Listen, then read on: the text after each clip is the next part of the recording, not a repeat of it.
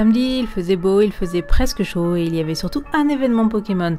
Du coup, je suis allée me balader dans les parcs et plus précisément les parcs pas très loin de Harajuku.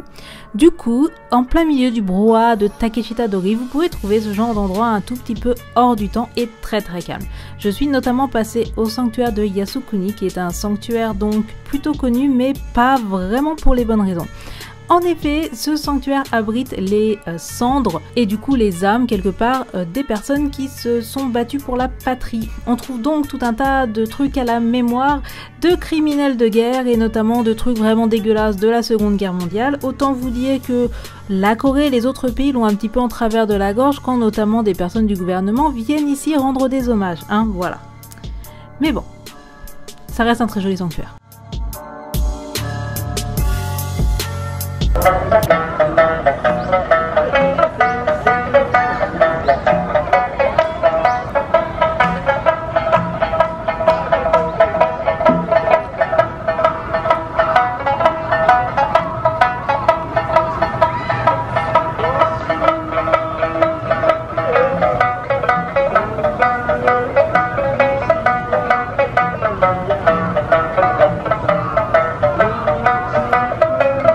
Parfois, quand on travaille, quand on a un appartement dont on doit payer une caution, on a un peu la tête dans le guidon et on oublie un petit peu de profiter des beautés de la nature. Et ça m'a fait un petit peu cet effet-là quand je suis atterrie au parc de Yoyogi qui était paré de ses couleurs d'automne. J'ai tellement travaillé dernièrement que j'en avais oublié que je vivais dans un des plus beaux pays du monde. Je vous laisse donc admirer ces couleurs automnales, ces arbres parés de mille feux, et ce feeling sur certains points quand même très américain. J'avais presque l'impression d'être sur un campus US par moment. Mais profitons parce que c'est magnifique.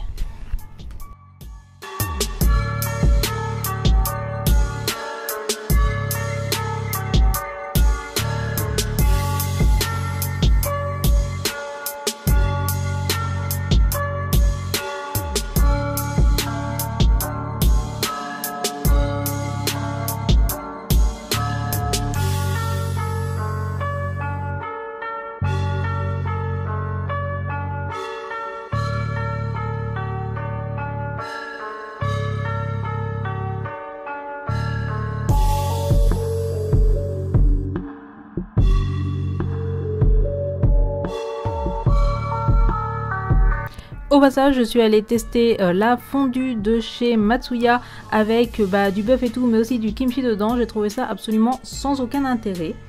Je tenais aussi à signaler pour tous les beautystas que Etude House a sorti une collection basée sur les méchants de chez Disney. Donc ça me rappelle un petit peu la collection qu'avait fait MAC à l'époque. Sauf que là par contre on est vraiment sur des teintes très mignonnes, très light. Hein.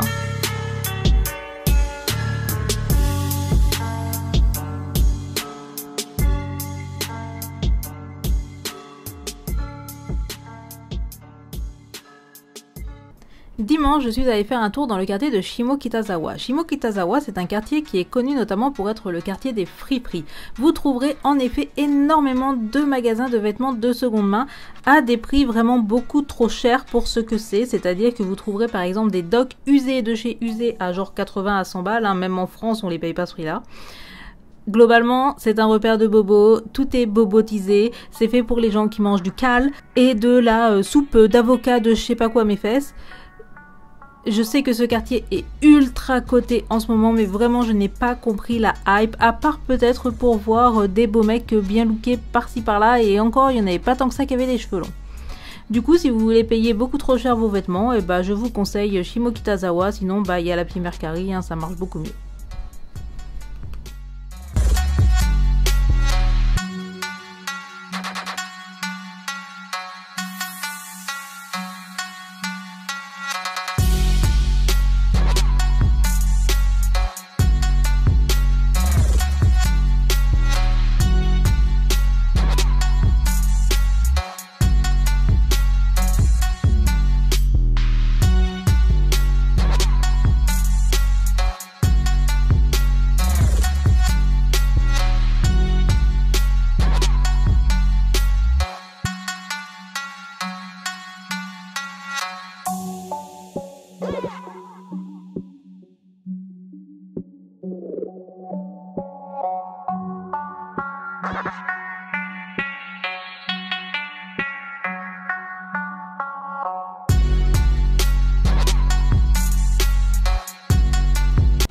S'il y a un truc que j'aime à Tokyo, c'est que tout est possible. Il est donc possible un soir, dans le quartier de Nippori, pas très loin du plus beau cimetière de Tokyo, de se retrouver dans un petit bout du Rajasthan. Si je n'étais pas déjà amoureuse de Tokyo, je pense que je serais tombée amoureuse à ce moment-là. Tout dans ce restaurant rappelle l'Inde, tout rappelle le Rajasthan, ce côté jusqu'au boutiste est tellement le propre de Tokyo. Et dans ce petit quartier de Nippori qui est un quartier ultra populaire, c'est vraiment pas le restaurant auquel on s'attendrait. Et pour être honnête, si ce n'était pas une copine qui m'avait emmené là, je n'y serais jamais rentrée parce que ça donne pas spécialement plus envie qu'un autre des 40 000 restaurants indiens qu'on trouve à Tokyo. On trouve bien sûr du curry à tout ce que vous voulez, mais aussi des plats habituels de l'Inde comme du palak paneer, du bagan bharta et tout un tas de trucs du genre absolument délicieux qui en plus pour le coup avaient le vrai goût de l'Inde. Si vous aimez manger indien, je vous conseille de passer au Darjeeling qui se situe à la station Nippori et qui vraiment ravira autant vos yeux que votre palais. A priori, c'est quand même mieux de réserver par contre. Et me demandez pas comment on réserve une table au Japon, c'est pas moi qui l'ai fait.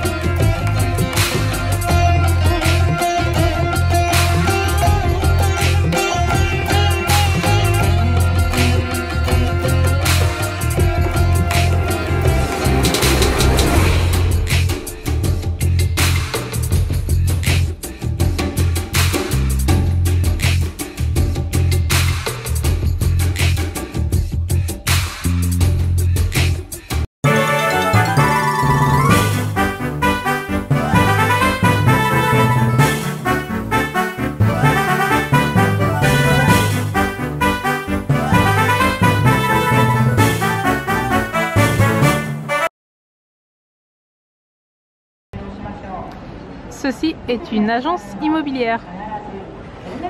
Je suis pas sûre qu'en France, les agences immobilières aient cette dégaine.